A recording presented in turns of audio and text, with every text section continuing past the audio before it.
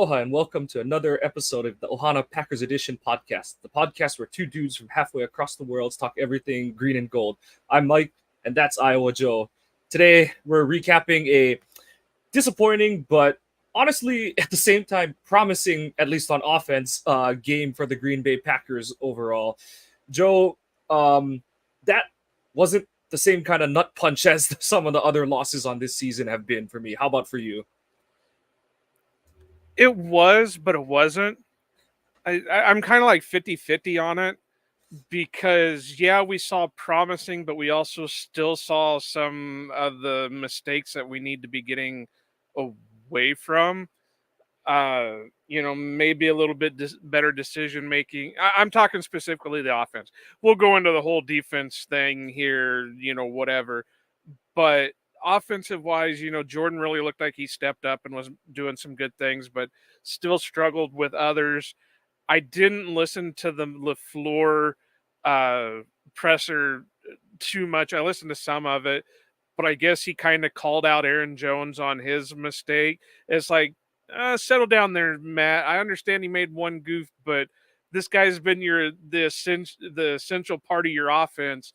I wouldn't throw him under the bus or anything like that. But other than that, Watson, I know that's been a big thing on Twitter right now, but I mean, we got to kind of calm down on him. As we've said for the longest time, it's the whole 3-year rule. 1 year you're getting in, you're trying to get used to things. Year two, you're going to kind of slump because you're up to speed, but now you got to get into a routine, and then year three should be your jump into being a star type player. So, but defense, I know we're going to talk a little bit about it, but I kind of want to get my soapbox up and put this out there. If you're comparing this goes for any personnel or any coach or anything like that, anybody comparing Joe Barry to Adolf Hitler, you need to stay the fuck off of social media. That shit's getting ridiculous. It's not even close to being right. You're just being stupid.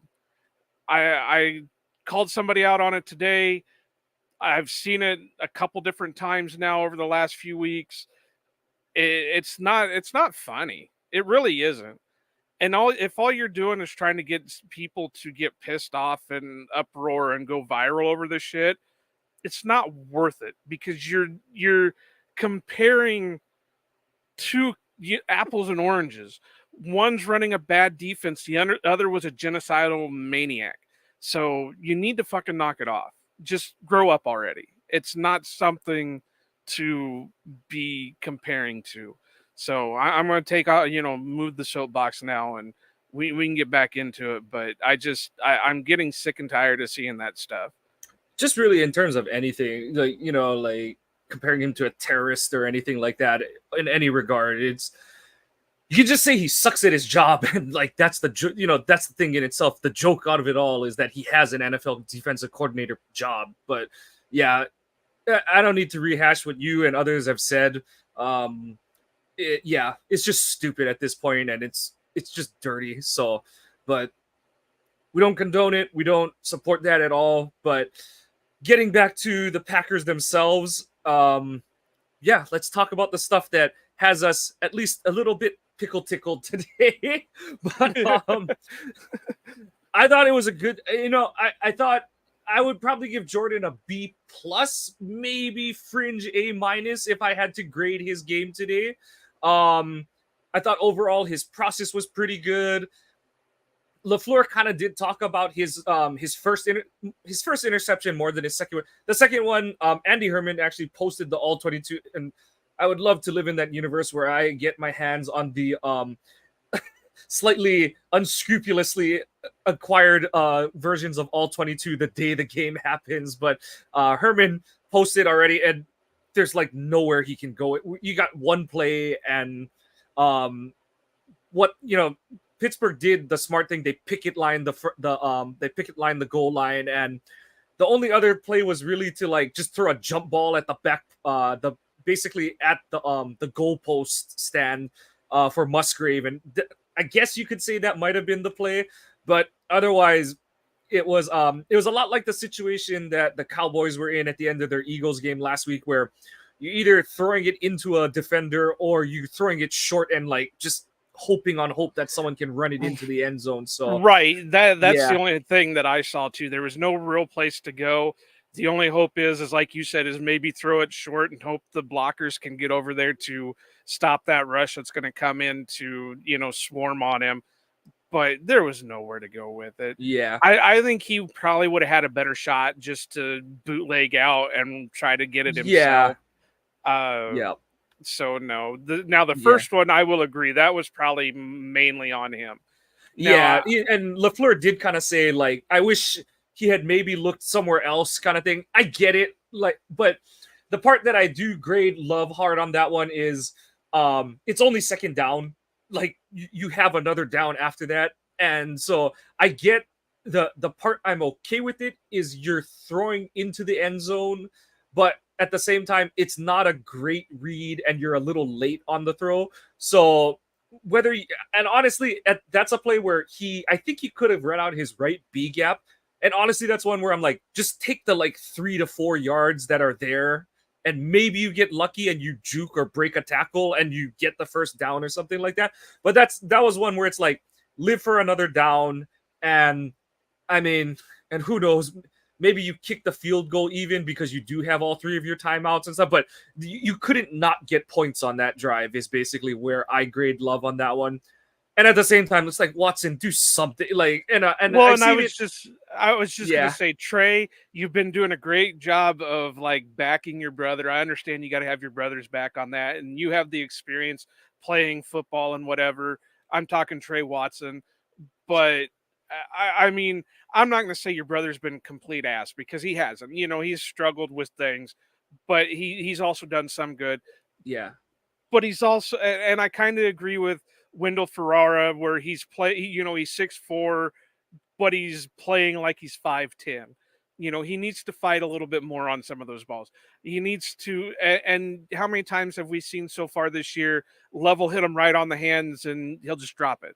I think he yeah. just did. I think he had one or two of them just today where it hit him right smack on the The hands and he just kind that of third dropped it. down on the second drive hit him right in the. He was thinking about what he was going to do to try and get the first down and stuff like that. But yeah, I mean, we see people joke on Twitter about how DeAndre Hopkins has done the buckle up celebration like 3 or 4 times this season because he's broken up interceptions, Right. interceptable passes and stuff. And it's like, yeah, like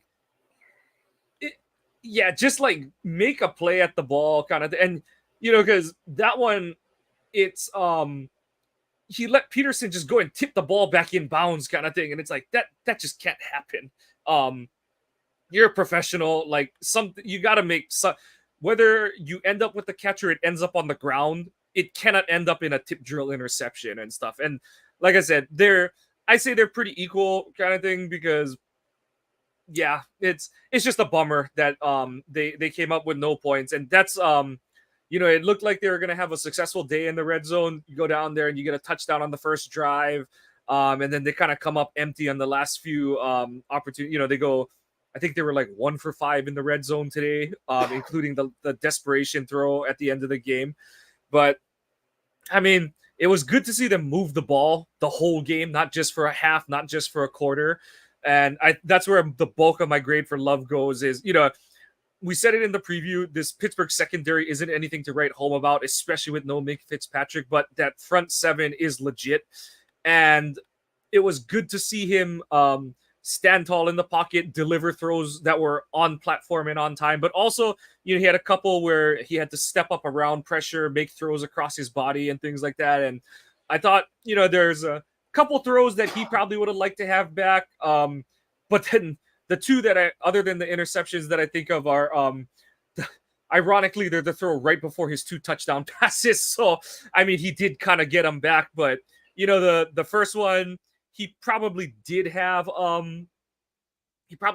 Watson on the crosser in the red zone, and he feels pressure in his coming up in his face a little bit, and he tries to just sort of throw it around the defender, and he sails a little over Watson's face down in the deep red zone. And then the second one, he's probably like 3 to 6 inches high on that throw on the deep out to Wicks.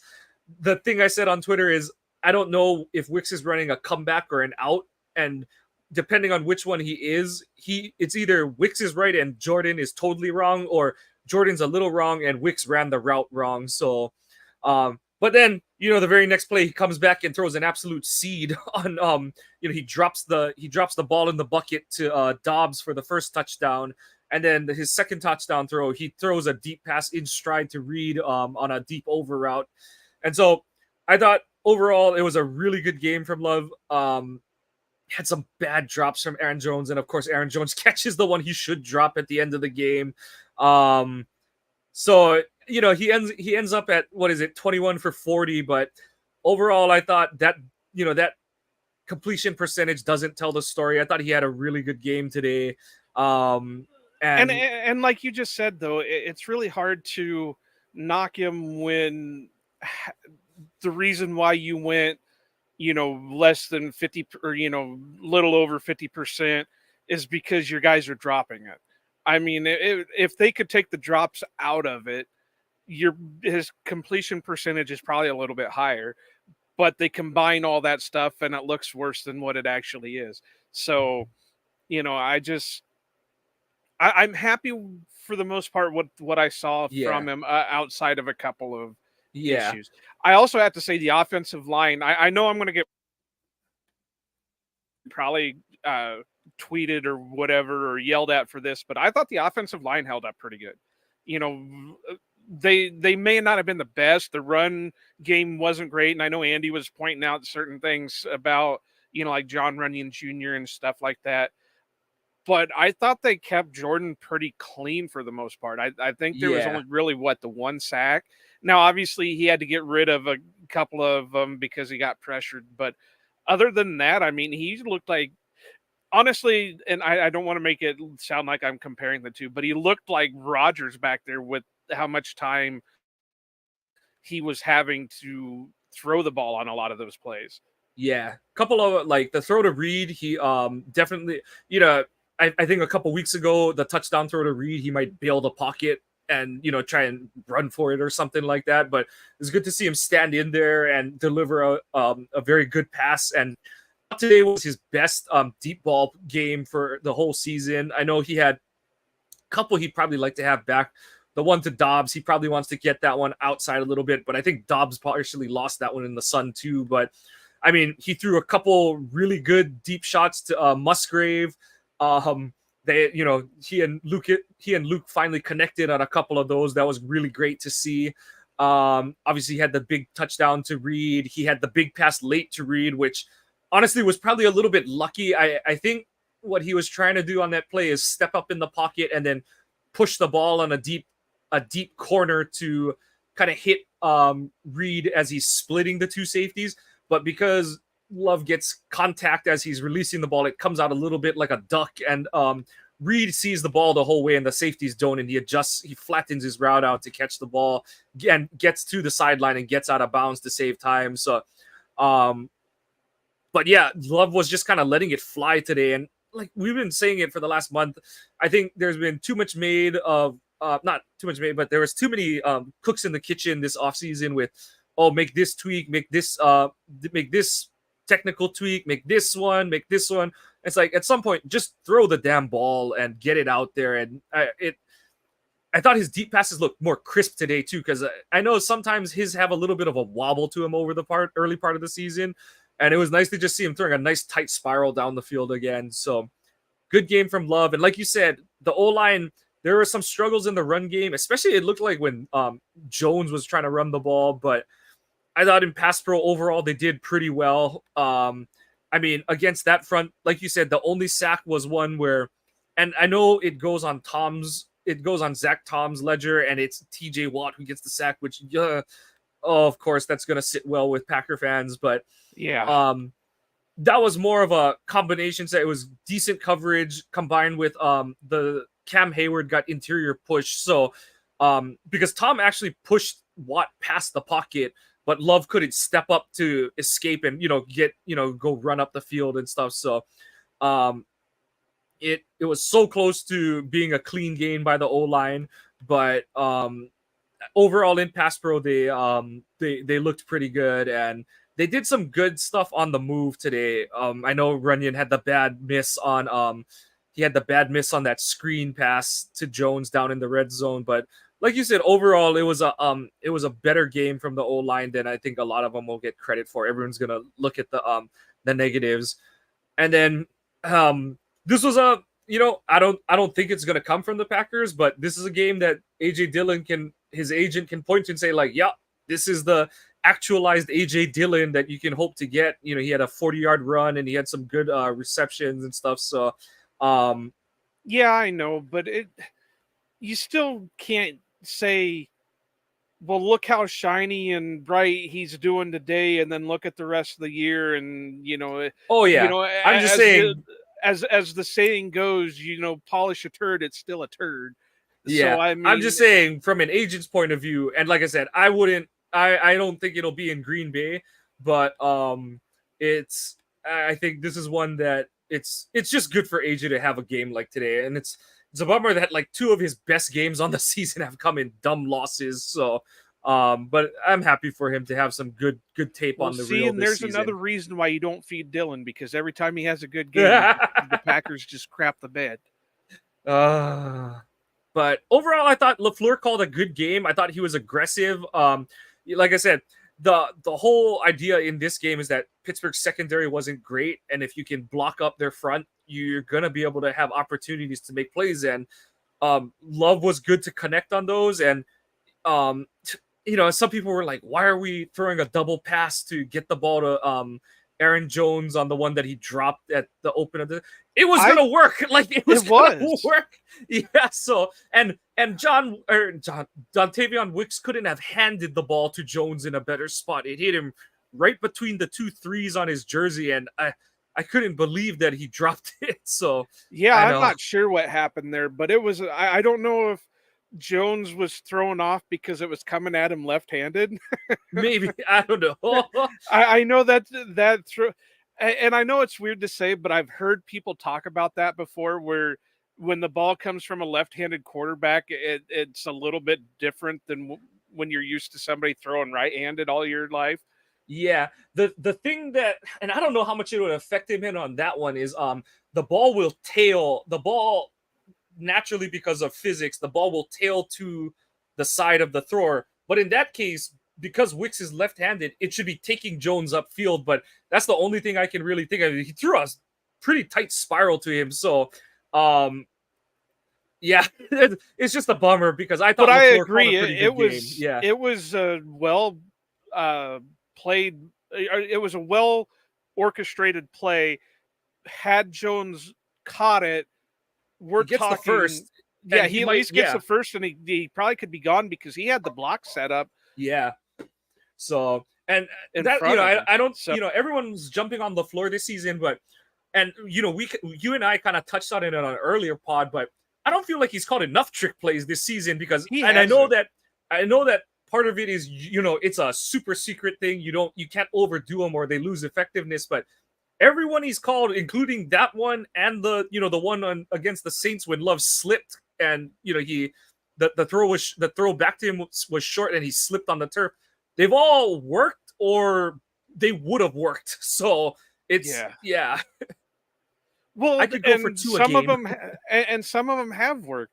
Look at the Yeah. one last week with Musgrave where it was the double Yeah. play action. I mean, that worked perfectly.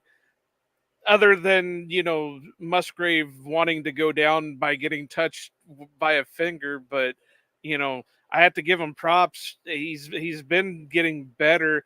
I'm really hoping that they'll start getting Tucker Kraft involved a little bit, because like I've said for the last few weeks, when we've kind of touched on him, he's going to be your bowling ball guy. He's going to be the one that's going to take it short but extend it out because he's going to run over people.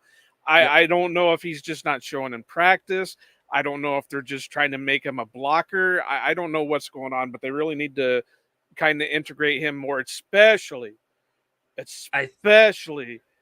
after the game Josiah DeGuara had today.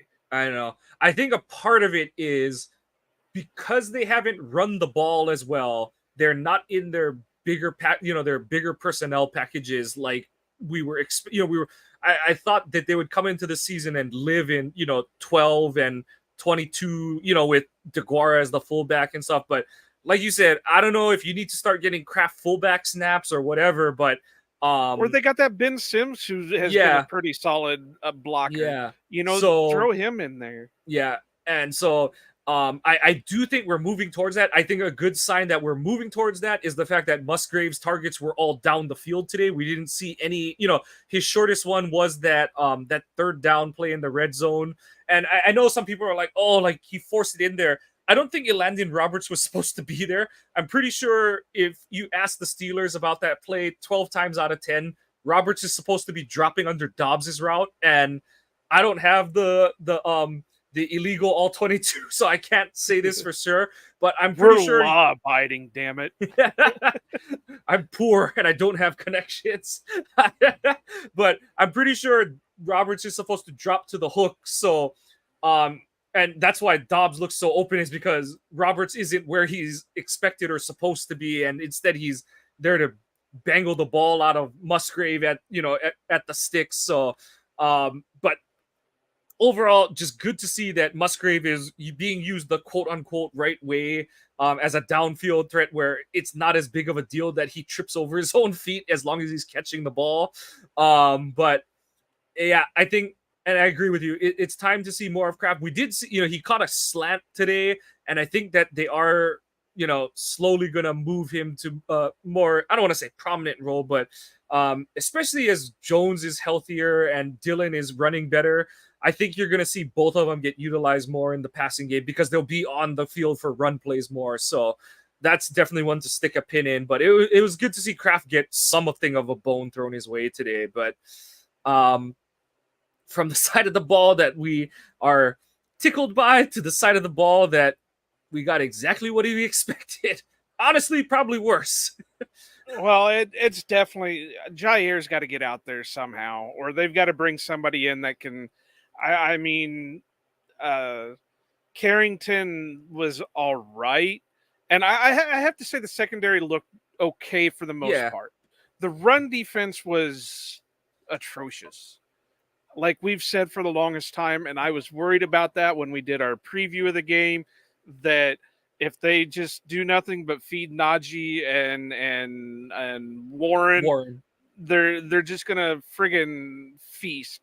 And I was trying to look it up real quick just to see what the totals were. Warren had 101, Najee had 82 rushing yards. So Najee went over with 5.1 yards per carry. Yeah. So I mean, even Kenny Pickett went 4 for 16. Yeah. So that was killer. And like I said, outside of a few things, the secondary held up a little bit. I mean, they only allowed 126 passing yards without any touchdowns. So, I mean, they held up, but there was no run support from them either. Once they got outside of the front seven, they were feasting. Yeah. And I don't know if that's, a safety thing. I don't know if that's a cornerback thing. Carrington, other than being a pretty solid pass defender, isn't much for physicality in a way. So, he's got a little bit of Jair to him where they, you can put him in a corner or, on a side of the field and say, here, this is yours. But then when it comes to tackling, it's a little of a mixed bag. And I know he's a good story and I know he was all right, but I just don't think Corey Ballantyne is the answer for that other. So I wonder if that Rochelle just hasn't picked up enough of the playbook to get in there to do anything. But, and then the safety play. I don't know. Did Anthony Johnson Jr. get any play time today? I don't think so. I'll never be able to understand why that decision was made. Ford might be back another season, but Owens probably isn't. And even if he is, you don't want him starting. So using snaps on him is just a waste of time. Like I said, right now on the active roster, there's only two guys you want getting safety snaps. That's Ford and Johnson for different reasons. Ford out of necessity, and Johnson because you need to figure out, how many safeties you got to pick next year. So, I thought it was a pointless waste, and and like I have it in the notes here, the quarterback situation is nothing but an excuse for Barry in the post game comments as to why he played so light in the box, so soft in coverage, because we had young guys, and Deontay Johnson and George Pickens are explosive, passing game threats, and we did see a little bit of that, but yeah, it's in the 3 games that he's played in, he's seen a total of 66 snaps, which is only 35% of the time. yep. And like you said, and you've been on it all year that a lot of the guys that they have in the safety room right now are just special teams guys. They're Yep. and backups, guys that you might rotate in when your starters need a breath or two, but you got to get them out there, get them playing, let them do something. Because Jonathan Owens, yeah, feel good story, Simone Biles' husband, blah blah blah, whatever, is just not there. And Rudy Ford is, just a guy. And Dallin Levitt, I don't ever want to see him playing safety snaps. And do we even know if Zane Anderson is a real person or not? So they got to do something. Get Anthony Johnson Jr. out there, call up Benny Sapp, do whatever you got to do. Just did they even use practice squad call-ups again this week? No, they didn't. The only thing they did was they signed Gaines to the active roster. So no elevation this week.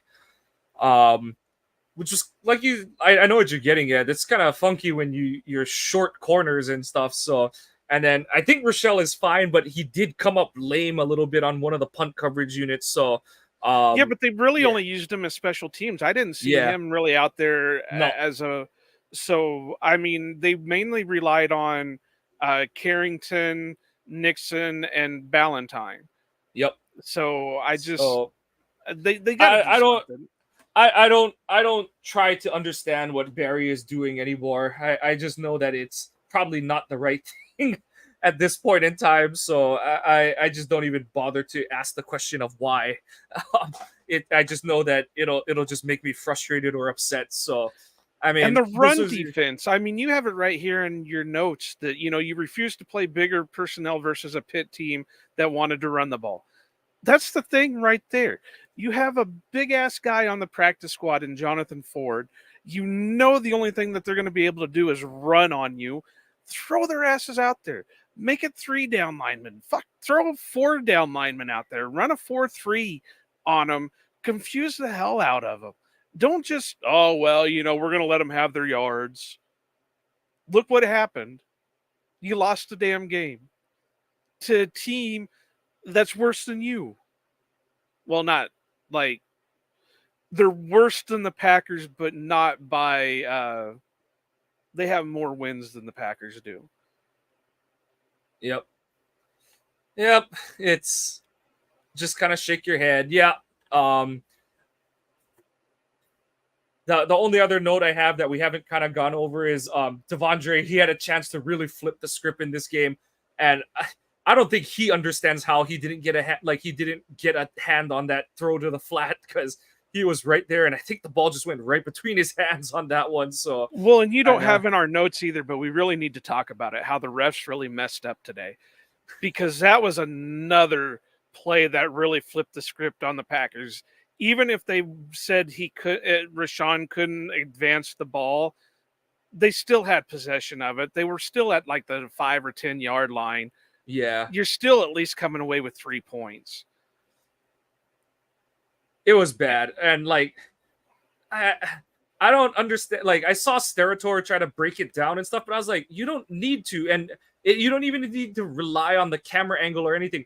Just look where you can see where, because Pickett kind of sidearms it, you can see where the ball is in his hand as he's throwing it, and you can see where it hits the ground, and it's the same yard line, and I'm like, that's the whole point. It's not even that it's not going backwards. A lateral is sideways. If it's not going an inch forward, it's a lateral and it's a fumble. So, and the part that irritates the shit out of me is that you see these plays where the D lineman bats a ball back at the quarterback. It's blatant that the ball got thrown forward and it gets batted back at the quarterback, and then the ref doesn't blow a whistle, so someone has to go. Like two guys are like, "Do I pick it up? Do I?" And then they wait for someone to like run someone else over, and then they're like, "Oh no, it was incomplete." Like, and it's like, and then you blow that one dead immediately. It's like, what the hell are we doing here? Yeah, So, I don't know. I'm getting kind of tired of the referee calls in the game anymore.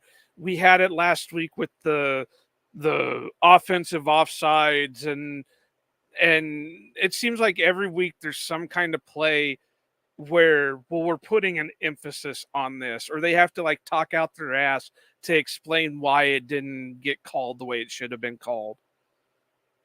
yep, it's it's frustrating, but Sometimes it makes you miss the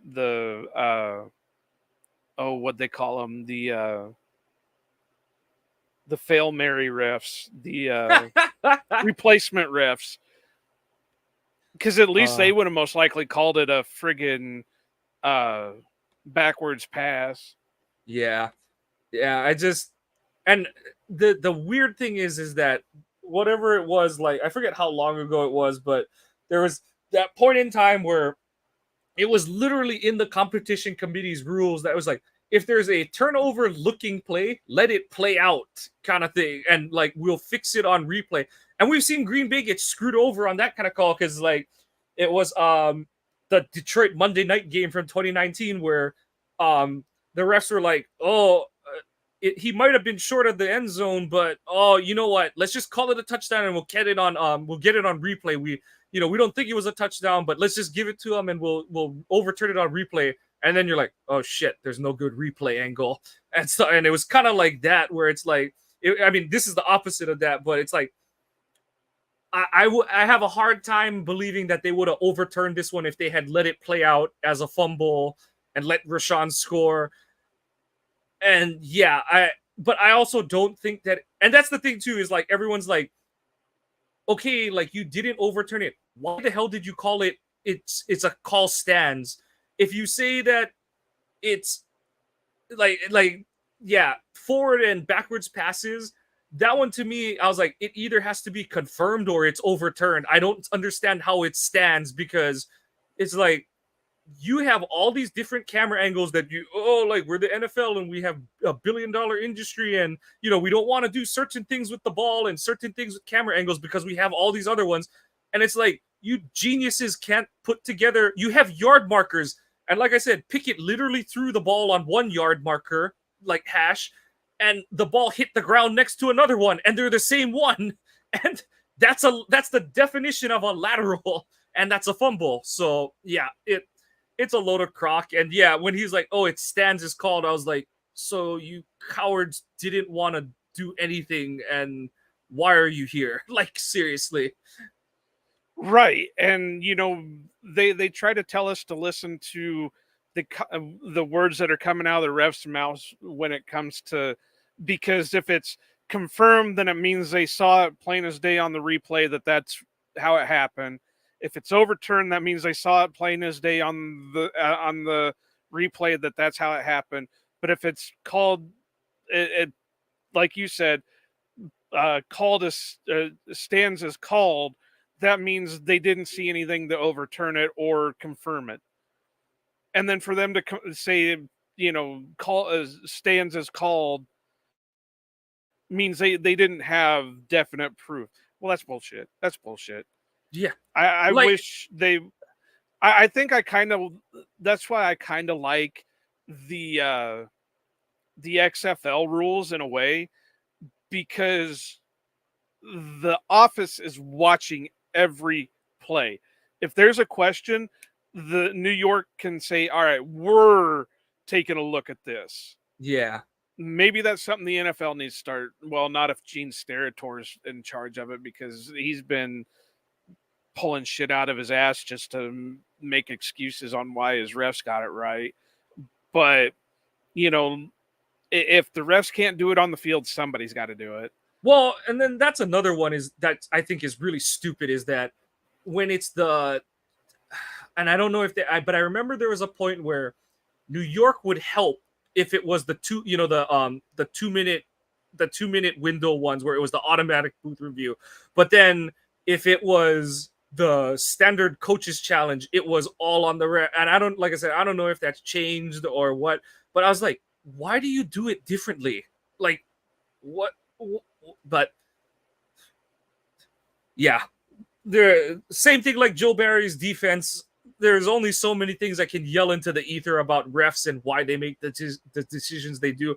All I can say is my dad, who's a Steelers fan, he texted me and he's like, I thought that bonehead threw a fumble. Like he just outright said, we got away with one. I thought that idiot threw it backwards. So, yeah. So he did. They just at didn't call it that way. Yeah. So, but yeah, we've been saying it.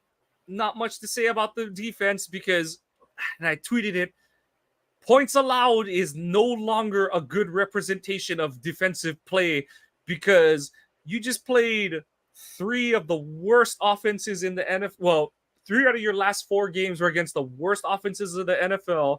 The 4th one, the opponent only didn't score more because their quarterback broke something in the middle of the game. and so in the time he was playing, he could do anything while he was sitting on the cannon, wiping his ass, and he could have gotten it out of our defense. So, yeah. And it only gets worse from here because next week they're going to play a pissed-off Chargers team who just couldn't beat the Lions. Yeah, good luck. Then you got the Lions, and then you got Minnesota, who seems to found gold out of Chiefs a trash first, and then Minnesota. Yeah, right. And so, Josh Dobbs looked pretty good, even though he doesn't know who the hell he's throwing to. Or God forbid, Barry has to account for a passing game and a running quarterback. Yeah, it's gonna be all kinds of ugly over the next month. And the only thing I can say is that the offense looked, like I said, this was the 7th ranked by DVOA defense in the league. So it was good to see Love show some improvement, show some progress, and things that are, I think a lot of the stuff he did this week, it was repeatable. It wasn't unsustainable play. It's things that he can do on a week-to-week basis. So that was good to see from the offense again. Going from one disappointing unit to a unit that had a disappointing day, the special teams, and I have it in the notes. I don't know how much I'm joking and how much I'm serious. Is Rich Bisaccia a used car salesman? Like,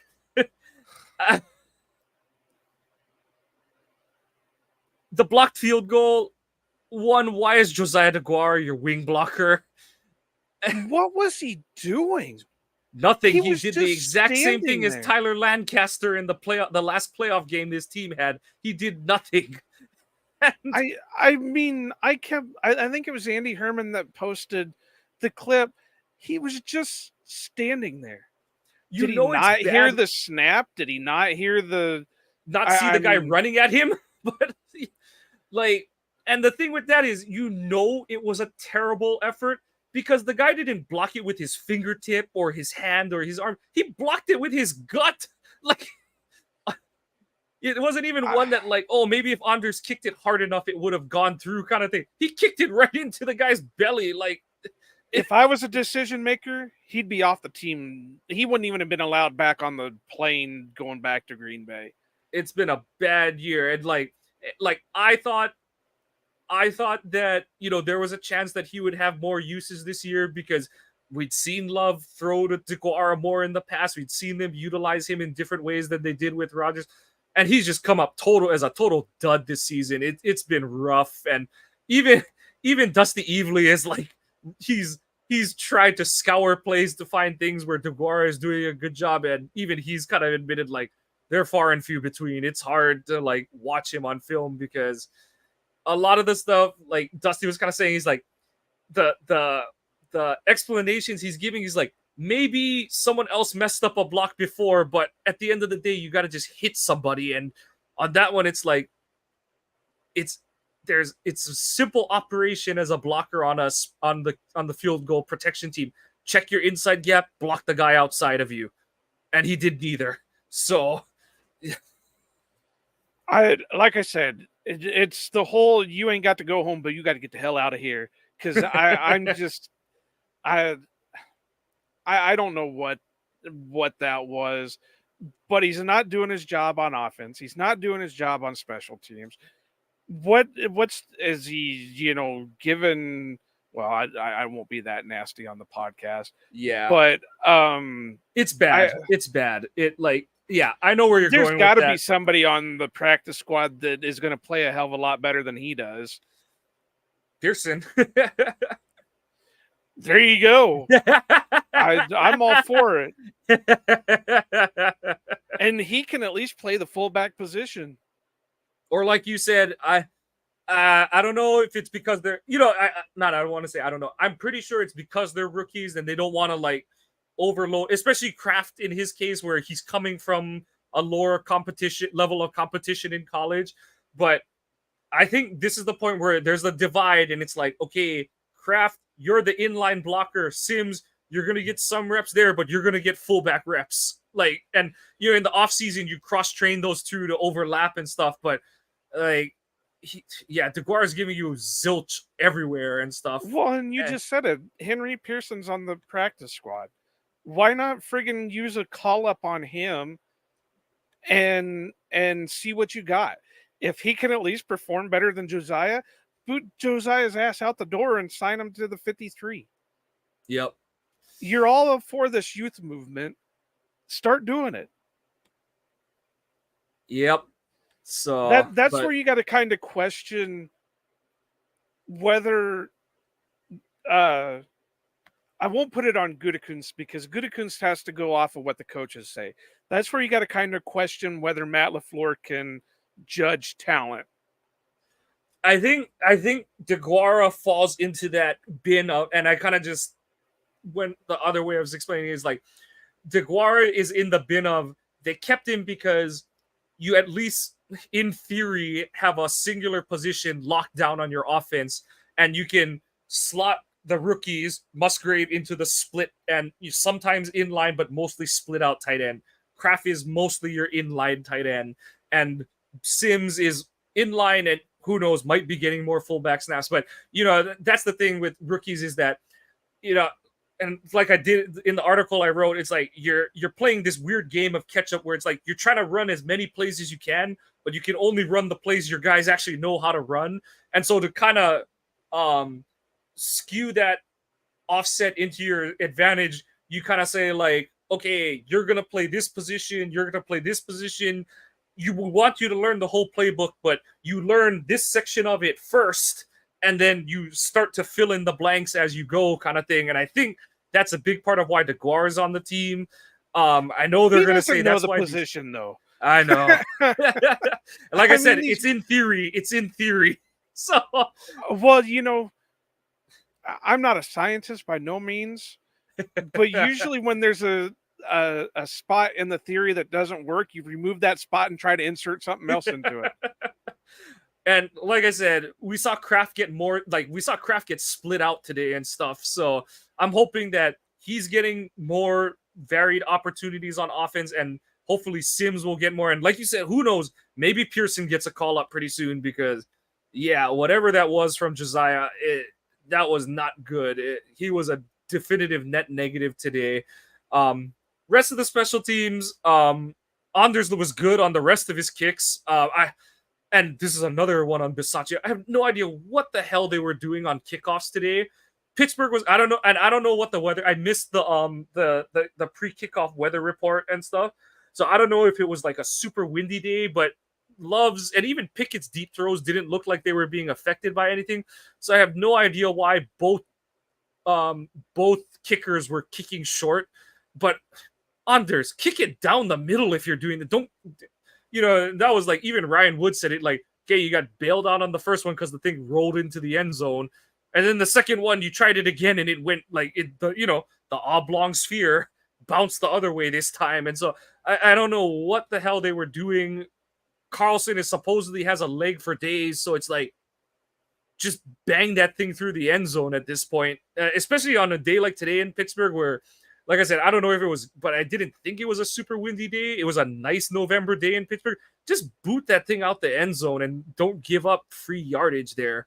So I didn't care for that. I thought Whelan was fine today. Same thing as usual. We can't really grade that until we see bad weather for him.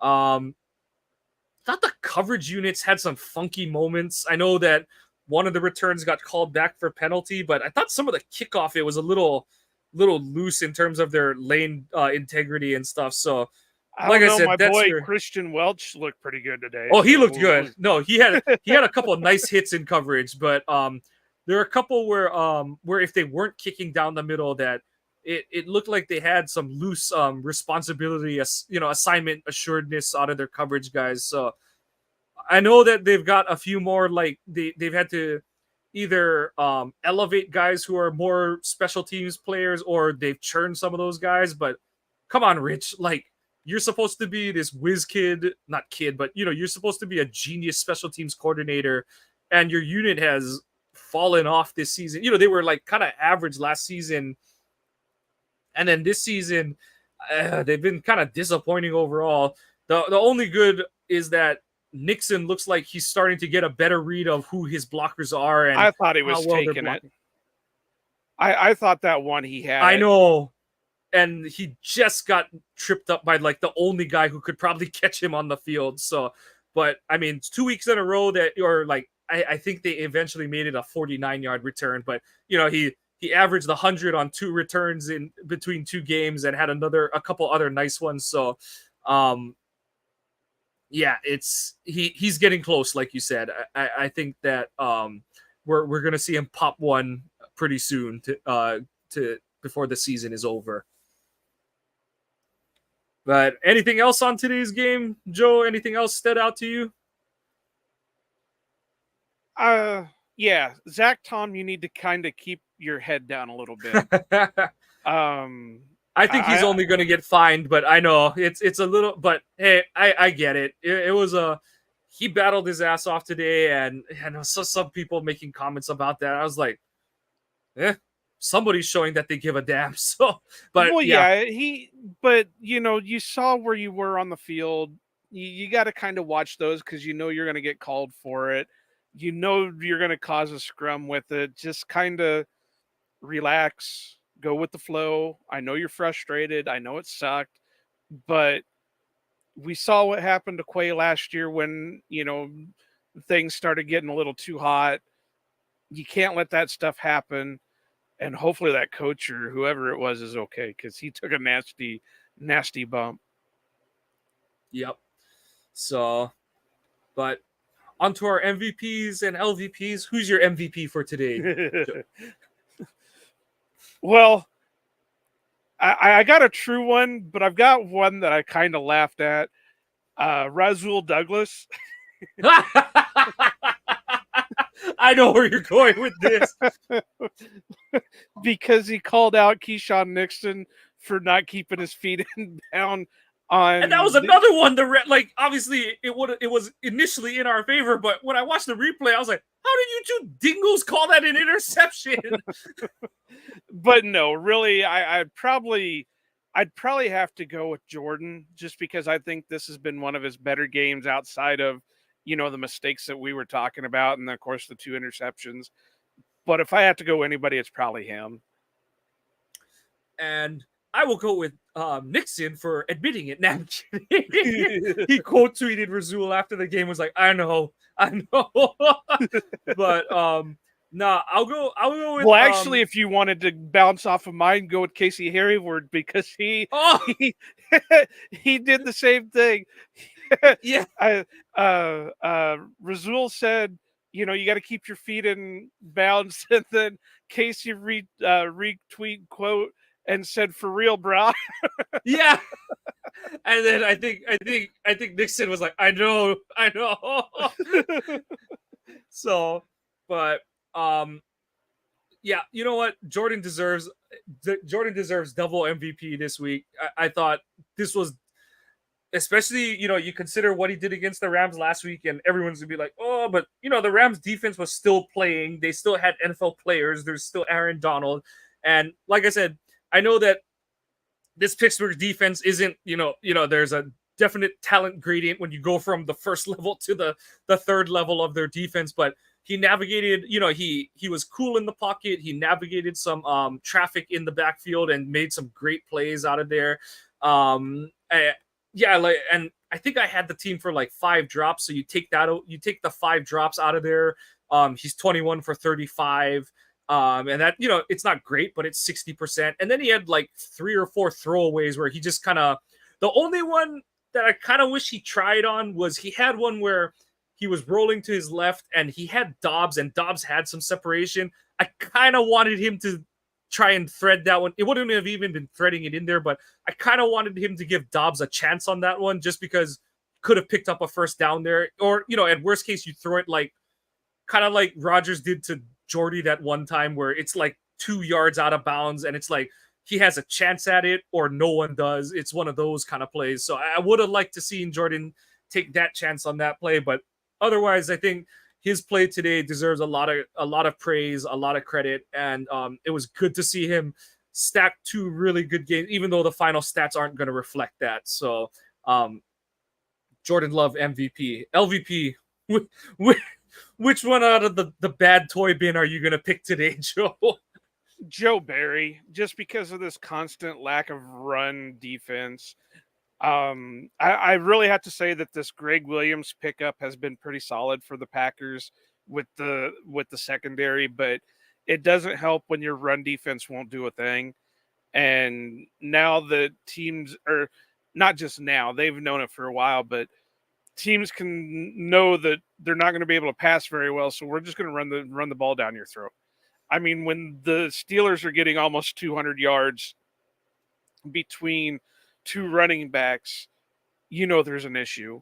So, and of course, the last couple of weeks they had looked good against the run, and now we go out and get a dud of a game out of them. And I honestly believe if they could have held the run today, they could have shut them out like they did the Rams last week, because they weren't getting. I mean, they had some pop plays from the passing game, but they would have. There'd been no chance for them if they would have been able to stop the run. Yeah, I agree. Yeah, I agree. I'm gonna go with Aaron Jones. Not solely for the one at the end of it, but you're the best player on offense, and you had 3 terrible plays in the passing game that just let your team down at the worst. He had the drop in the flat on the Love throw. He had the drop on the Wicks throwback screen, and then he caught the one he should have dropped, and then he compounded it by not just ducking out of bounds. And from your best player, I'm not even going to say he is the best player on this offense, you can't have a day like that. You got to be better. So Aaron Jones, hopefully the last time he'll ever be the LVP for this team, because he is a special talent and he is so good. And yeah, I just expect better from him. But Joe, any other final notes on this one for you, or we pretty much touched all the bases on this one? We hit everything. But I do want to say that, people need to have been really receptive of your latest article over on ohanapackers.org. They've been complimenting the hell out of it. Matt on Hey, We Like Your Pod even called it out. So, like I've been telling people, this isn't the only good article you've done. You've put out a lot of them so far, but this is the one that's really took off the top on things. So, just more things to come. That's all. Absolutely. I got to say. No, thank you. Yeah, definitely more things to come. Little programming note. So we're going to switch up. It won't be the 2 of us on our pregame opponent preview pod for this week. I will be going on with at least Tyler Schoon of the Guilty as Charged podcast to preview the Los Angeles Chargers as they come into Lambeau Field for the Week 11 game. So that'll be releasing on its usual day, Thursday, for our preview pod, but a little bit of a different two little bit different hosts on that show, but just getting that out there. And yep, the Packers fall to 3-6, but honestly, this is one of those. I don't want to even say feel good, but it's one of those. Like I said, it tickles your mind a little bit about what could be in a good way on offense. A lot of things to build off of. A lot of things, and the things that went wrong, for the most part, are things we expected to go wrong. So it was good to see Jordan kind of step up his game this week, and sooner or later he's going to get one of. I mean, he has won the Saints game, and sooner or later he's going to get another one under his belt. So I have full confidence in that. But that's going to do it for us for our game recap of the Steelers and Packers game for Week 10. We want to thank you for watching the show. Please give us a follow on Twitter. I am at Kawano Mike. Joe is at Iowa_Joe86.